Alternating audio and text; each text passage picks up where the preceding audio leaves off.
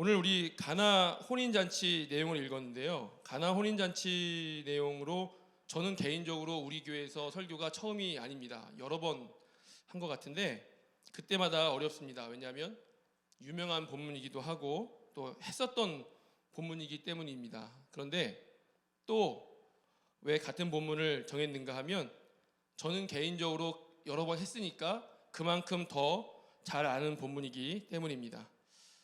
이 오병이어로 오병이어가 아니죠? 어디죠? 갈릴리 가나 물 포도주 된 그 사건으로 우리 오늘 청년들 또 필리핀 기술 선교팀 파송 예배를 함께 은혜를 나누려고 합니다. 먼저 그 선교 파송 예배를 한다고 해서 어떤 말씀을 같이 나눠야 될까 고민을 하다가 원래 이 본문을 염두에 두고 있었는데 이렇게 이 본문을 결정한 이유는 그래도 또 이 안에서 우리가 선교를 통한 그 안에 나눠야 될 은혜가 있기 때문이라고 생각을 했습니다. 우리가 먼저 마태복음 28장 18절부터 20절을 준비되진 않았고요. 제가 읽을 테니까 한번 귀로만 집중해서 들어보시기 바랍니다. 예수께서 나와 말씀하여 이르시되 하늘과 땅의 모든 권세를 내게 주셨으니 그러므로 너희는 가서 모든 민족을 제자로 삼아 아버지와 아들과 성령의 이름으로 세례를 베풀고 내가 너희에게 분부한 모든 것을 가르쳐 지키게 하라. 볼지어다 내가 세상 끝날까지 너희와 항상 함께 있으니라 하시니라. 아멘. 지금 성경을 피지 않으셨으니까 모르시겠지만 제 성경으로 친다면 성경을 펴면 중간중간에 제목이 있잖아요. 그 제목이 제 성경에는 뭐라고 되어 있냐면 선교 명령이라고 되어 있습니다.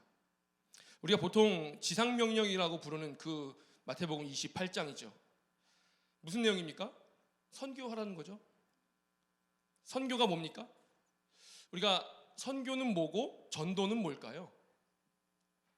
학문적으로 이렇습니다 이렇게 정의하려고 하는 건 아니고 전도는 도를 전하는 거죠.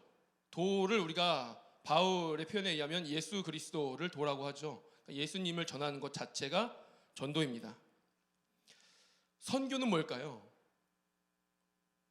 그러니까 전도가 단순히 예수님을 전하는 거지만 우리 신앙으로 말한다면 내가 만난 예수 그리스도, 그냥 예수님이 이런 분입니다 라고 말하는 게 아니라 내가 만난 예수 그리스도를 옆 사람에게 그 뜨거운 마음을 전하는 것이 전도라고 할 수 있겠죠. 선교는 내가 만난 예수 그리스도를 전하기는 전하는데 다른 문화권에 가서 전하는 거예요. 그러니까 전도가 어렵습니까? 선교가 어렵습니까? 다 어렵죠. 선교가 딴 나라에서 하는 전도가 선교니까요. 그러니까 전도도 굉장히 어렵지만 선교는 더 굉장히 어렵습니다. 왜냐하면 그들의 언어를 배워야죠. 우리 교회에서는 이제 자주 단기 선교를 가지만 선교사님들 있잖아요. 언어를 배워야죠. 그들의 문화를 배워야죠. 도대체 이해되지 않는 그들의 사고방식에 적응을 해야 됩니다. 그러니 이게 보통 어려운 게 아니죠. 그런데 마태복음 28장에서 말하는 선교는 결국에 그들로 하여금 제자로 삼아 아버지와 아들과 성령의 이름으로 삼위일체 하나님을 말하는 거죠. 제자로 삼고 삼위일체 하나님의 이름으로 세례를 베풀고 그들로 하여금 하나님의 자녀로 살게 해라 라는 것이 마태복음 28장 18절부터 20절까지 있는 선교 명령입니다. 결국 선교의 핵심은 제자화입니다. 제자화. 주변에 선교사님들 보면 정말 고생 많이 하세요. 제가 서울시인데 그 학부를 나온 게 아니죠. 전 이제 대학원을 글로 갔고 그냥 일반 학교를 나왔는데 그 일반 학교 다닐 때 만났던 친구가 그 친구도 일반 학교를 나온 거잖아요. 지금 레바논에 선교를 가 있습니다. 그 친구랑 종종 연락을 하는데 보통 어려운 게 아니에요. 거기 지금 전쟁 중이죠. 또 여러 가지 우리나라도 물가가 지금 난리지만 전 세계적으로 지금 물가가 난리예요. 또 동기 중에 터키 사람이 있어요. 우리나라에서 같이 공부하고 학위를 하고 자기 나라로 갔습니다. 특정 차를 말해서 그렇지만 지금 제가 차를 좋아해서 지금 나와 있는 소렌토라는 차가 있어요. 우리나라에서 뭐 정확하지 않지만 4천만 원 왔다 갔다 합니다. 그 나라에서 지금 세금이 붙어서 8천만 원 한대요. 터키가 잘 사는 나라도 아니잖아요. 집을 한번 구하려면 월급을 받으면 그대로 집값으로 다 나가서 집 뭐 생활비가 없답니다. 지금 뭐 전 세계가 경제에 난리가 났죠.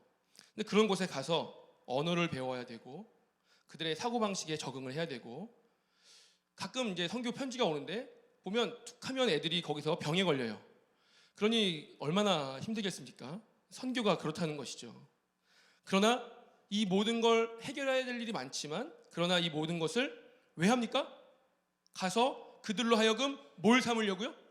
제자를 삼으려고. 그게 선교라는 거죠. 우리 이번에 필리핀 기술 선교 가시잖아요. 왜 갑니까? 왜 가시죠? 이제 물어보실지 몰랐네요. 첫 번째 목적은 뭐 여러 가지가 있을 수 있지만 그들의 삶의 질을 높이러 가는 거잖아요. 기술이 있으니까 그 기술을 전파해 주러 가는 겁니다. 이광희 장로님께서 개발하신 건가? 보셨죠? 아까 솔라 홈세트 장로님이 개발하신 거래요. 장로님께서 개발하신 태양을 받아서 이 태양 에너지를 전기 에너지로 바꾸는 거죠. 그 전기 에너지를 2차 전지인 아까 보니까 파나소닉이 우리나라의 배터리 회사 제외하고는 전 세계 1등이죠.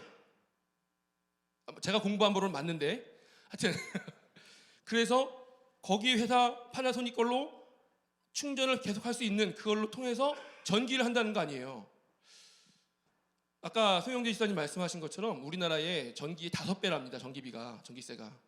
그래서 사용할 수 없는 그곳에 그런 불을 들어오게 해주고 집을 보수하고 세간살이를 도와주고 그래서 전문가들이 가시는 거잖아요. 또 김항수 지사님 또 이런 전문가시니까 이렇게 실제적인 일을 할 수 있는 분들이 가시는 겁니다. 왜 갑니까?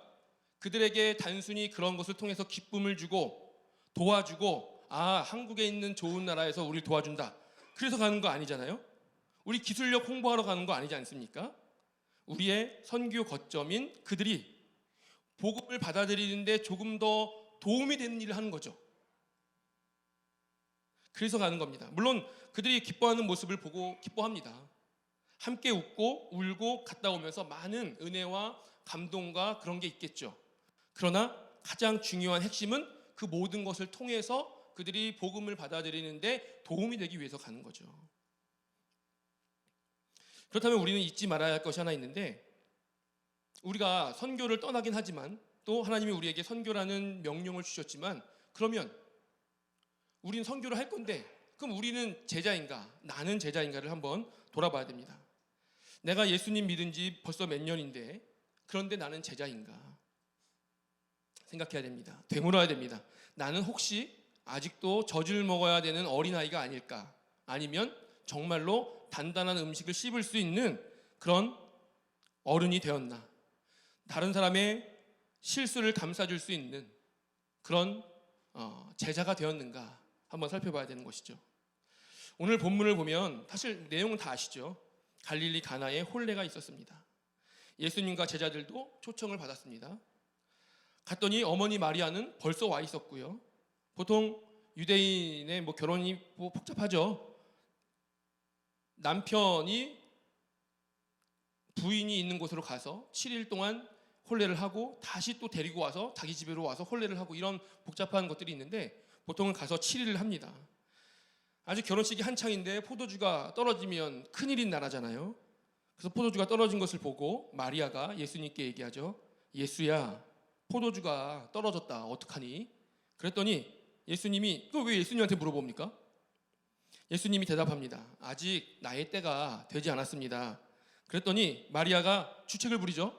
하인들을 불러서 예수님은 아무 말도 안 했는데 우리 아들이 무슨 말을 하거든 무조건 시키는 대로 해라.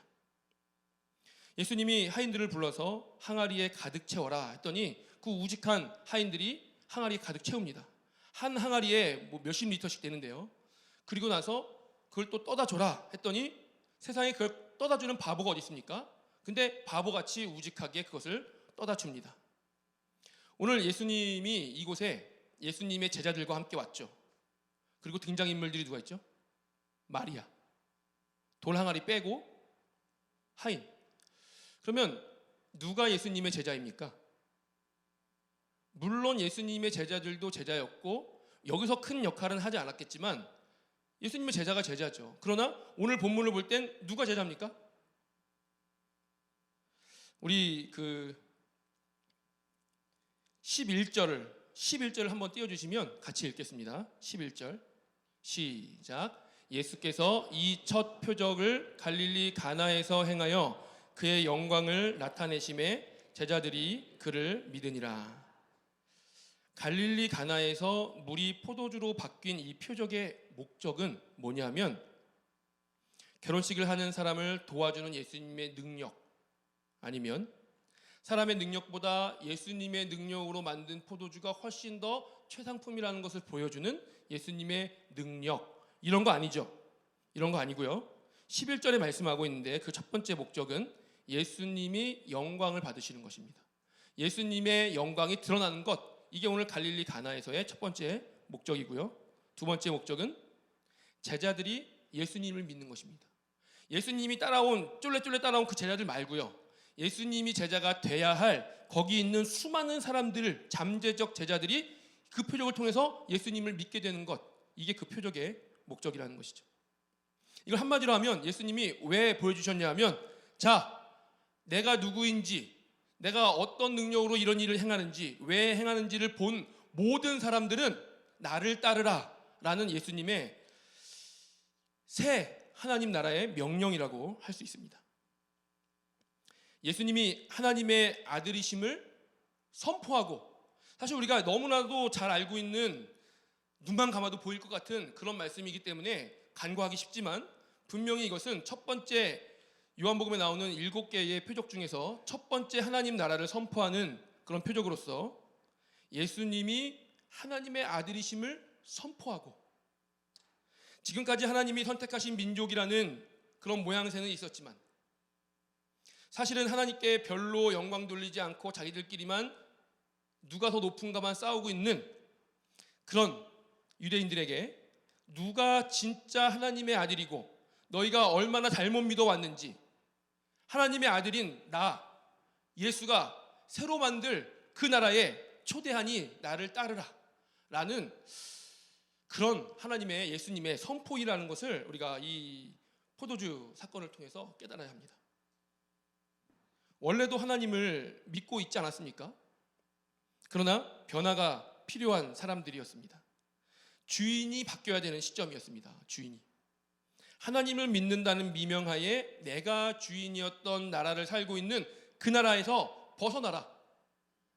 율법을 소유하고 우리만 선민이라고 여겼던, 거룩하지 않고 아직도 어린아이 같은 그 너희끼리 싸우고 있는 그 나라에서 벗어나서 제자가 되어라 라는 예수님의 나라의 거룩한 초대인 것이죠. 그리고 이제는 다시 나를 따르라 라는 예수님의 선포인 것입니다. 우리 내일 모레부터 선교를 떠나는 기술 선교팀을 위해서 중보해 주시기 바랍니다. 우리가